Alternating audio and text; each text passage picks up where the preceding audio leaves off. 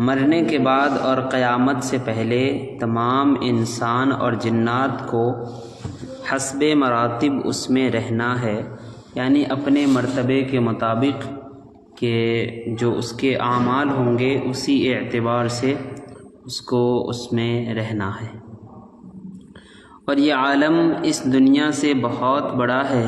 دنیا کے ساتھ برزخ کو وہی نسبت ہے جو کسی بچے کو اپنے ماں کے پیٹ کے ساتھ، یعنی وہ جتنا چھوٹا ہوتا ہے رحم مادر، اسی طریقے سے دنیا کی حقیقت ہے، یعنی وہ بہت بڑی دنیا ہے۔ برزخ میں کسی کو آرام ہے اور کسی کو تکلیف ہے، کیونکہ جیسے اعمال ہوں گے ویسی ہی وہاں کی زندگی بھی ہوگی۔ ہر شخص کی جتنی زندگی مقرر ہے اس میں نہ زیادتی ہو سکتی ہے اور نہ کوئی کمی۔ جب زندگی کا وقت پورا ہو جاتا ہے اس وقت حضرت عزرائیل علیہ السلام قبض روح یعنی روح لینے کے لیے آتے ہیں، اور اس پر ایک آیت کریمہ میں پڑھتا ہوں، اذا جاء اجلہم لا یستأخرون ساعۃ ولا یستقدمون، کہ جب موت کا وقت آتا ہے تو نہ ایک ساعت آگے اور نہ ایک ساعت پیچھے، بلکہ جو اس کا مقررہ وقت ہے اسی وقت میں موت آتی ہے۔ مرنے کے بعد بھی روح کا تعلق بدن انسان کے ساتھ، یعنی انسان کے جسم کے ساتھ باقی رہتا ہے، اگرچہ روح بدن سے جدا ہو۔ بیان یہ ہو رہا تھا کہ مرنے کے بعد بھی روح کا تعلق بدن انسان کے ساتھ باقی رہتا ہے، اگرچہ روح بدن سے جدا ہو گئی مگر بدن پر جو بھی گزرے گی روح ضرور اس سے آگاہ اور متاثر ہوگی، جس طرح حیات دنیا میں یعنی دنیاوی زندگی میں ہوتی ہے، بلکہ اس سے بھی زائد۔ دنیا میں ٹھنڈا پانی، سرد ہوا، نرم فرش، لذیذ کھانا، سب باتیں جسم پر وارد ہوتی ہیں، مگر راحت و لذت روح کو پہنچتی ہے، اور ان کے عکس بھی جسم پر وارد ہوتے ہیں۔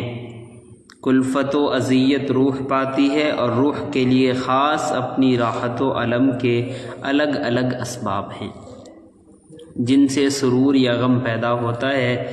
بعینہ یہی سب حالتیں برزخ میں ہیں، یعنی حاصل کلام یہ ہے ان ساری باتوں کا کہ جس طریقے سے دنیاوی زندگی میں ہم جن چیزوں کو فیل کرتے ہیں مرنے کے بعد بھی ان ساری چیزوں کو ہم فیل کریں گے، بلکہ اس سے زیادہ کریں گے۔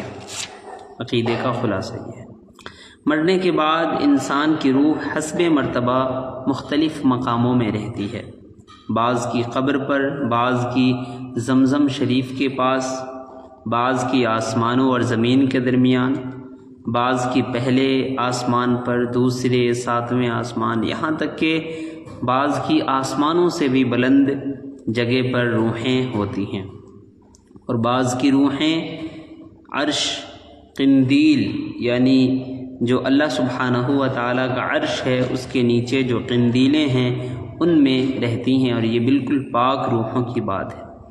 اور بعض کی اعلیٰ علیین میں، یہ بڑا مقام اور مرتبے والی جگہ ہے، اور یہاں جن کی روحیں ہوں گی اللہ سبحانہ و تعالیٰ ان کی مغفرت فرما دے گا۔ یہ خیال کہ روح کسی دوسرے بدن میں چلی جاتی ہے، خواہ وہ آدمی کا بدن ہو یا کسی اور جانور کا، جس کو تناسخ اور ہندوازم میں آواگمن کہتے ہیں، محض باطل اور اس کا ماننا کفر ہے، یعنی اسلام سے خارج کر دینے والی بات ہے۔ وجہ یہ ہے کہ اگر انسان کا روح اگر دوسرے میں چلا جائے تو پھر اس تناسخ سے آیا قیامت کے دن جو یہ اٹھایا جائے گا تو اس نے جو کام دنیا میں کیے اور جو نیک کام کیے یا برے کام کیے تو پھر یہ روح اسی روح پر ثواب اور عذاب ہوگا، اور اسی جسم پر ہوگا جس جسم نے کیے، اور اگر اس کو مطلب کہ کسی دوسرے میں مان لے تو پھر جو نظام ہے، جو سسٹم ہے، اس میں خرابی آ جائے گی۔ کہ چونکہ اللہ سبحانہ و تعالیٰ کا یہ بنایا ہوا نظام ہے، اور جو جسم نے جو گناہ کیے ہیں اسی کو وہ سزا ملنی ہے، دوسرے کو نہیں ملے گی۔ موت کا معنی روح کا جسم سے جدا ہو جانا ہے۔ یہ نہیں ہے کہ روح مر جاتی ہے، بلکہ روح کو جو ہے حضرت عزرائیل علیہ السلام فرشتوں کے ساتھ اس کو لے جاتے ہیں، تو روح مرتی نہیں ہے، بلکہ انسان کے جسم سے اس کا تعلق ختم ہو جاتا ہے، تو اس تعلق ختم ہو جانے کا نام ہی موت ہے۔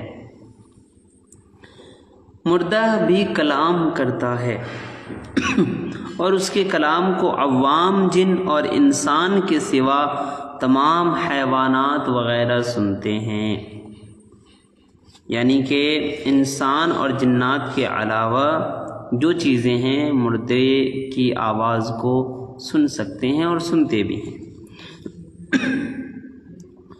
جب مردہ کو قبر میں دفن کرتے ہیں اس وقت اس کو قبر دباتی ہے۔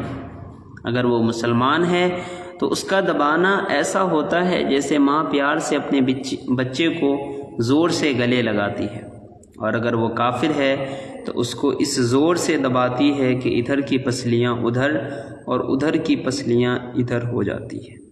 اللہ تعالی ہم سب کو بچائے۔ جب دفن کرنے والے دفن کر کے وہاں سے چلے جاتے ہیں تو مردے ان کے جوتوں کی آوازوں کو بھی سنتے ہیں۔ اس وقت اس کے پاس دو فرشتے اپنے دانتوں سے زمین چیرتے ہوئے آتے ہیں۔ ان کی شکلیں نہایت ڈراؤنی اور ہیبت ناک ہوتی ہے۔ ان کے بدن کا رنگ سیاہ اور آنکھیں سیاہ اور نیلی، اور ان کے مہیب بال، ڈراؤنے بال سر سے پاؤں تک زمین کو چیرتے ہوئے آئیں گے۔ ان میں سے ایک کو منکر اور دوسرے کو نکیر کہا جاتا ہے۔ مردے کو جھنجھوڑتے ہوئے اور جھڑک کر اٹھاتے ہیں اور نہایت سختی کے ساتھ سوال کرتے ہیں کہ من ربک، تمہارا رب کون ہے؟ پھر دوسرا سوال کرتا ہے ما دینک، تمہارا دین کیا ہے؟ پھر نبی اکرم صلی اللہ علیہ وسلم کے بارے میں پوچھتا ہے ما کنت تقول فی ھذا الرجل، کہ تم اس شخصیت کے بارے میں کیا کہتا تھا؟ مردہ اگر مسلمان ہے تو پہلے سوال کا جواب دے گا ربی اللہ، میرا رب اللہ ہے، اور دوسرے کا جواب دے گا دینی الاسلام، میرا دین اسلام ہے۔ تیسرے سوال کا جو کہ نبی اکرم صلی اللہ علیہ وسلم کے بارے میں پوچھا جائے گا تو وہ کہے گا هو رسول اللہ صلی اللہ تعالی علیہ وسلم، وہ اللہ کے رسول صلی اللہ تعالی علیہ وسلم۔ وہ فرشتے کہیں گے تجھے کس نے بتایا؟ کہے گا کہ میں نے اللہ عز و جل کی کتاب پڑھی، یعنی قرآن پڑھا، اس پر ایمان لایا اور تصدیق کی۔ بعض روایتوں میں آتا ہے کہ سوال کا جواب پا کر فرشتے یہ کہتے ہیں کہ ہمیں تو پہلے ہی سے معلوم تھا کہ تو یہی کہے گا۔ اس وقت آسمان سے آواز آتی ہے میرے بندے نے سچ کہا، اس کے لیے جنت کا بچھونا بچھاؤ اور جنت کا لباس پہناؤ، اس کے لیے جنت کی طرف ایک دروازہ کھول دو، جنت کی خوشبو اس کے پاس آتی رہے گی، اور جہاں تک اس کی نگاہ پھیلے گی وہاں تک اس کی قبر کشادہ کر دی جائے گی۔ اللہ اکبر، سبحان اللہ۔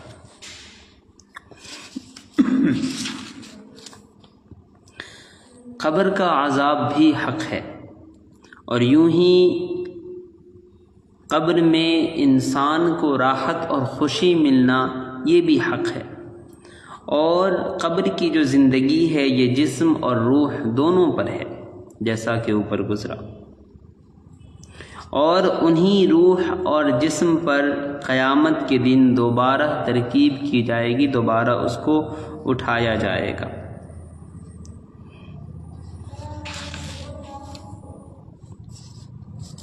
اللہ سبحانہ و تعالیٰ سے دعا ہے کہ اللہ سبحانہ و تعالیٰ ہم سب کی دنیاوی اور اخروی زندگی کو آسان اور کامیاب فرمائے، اور اللہ سبحانہ و تعالیٰ ہمیں کفر اور شرک اور برائیوں سے ہم سب کی حفاظت فرمائے۔ وما علینا الا البلاغ۔ السلام علیکم ورحمۃ اللہ وبرکاتہ۔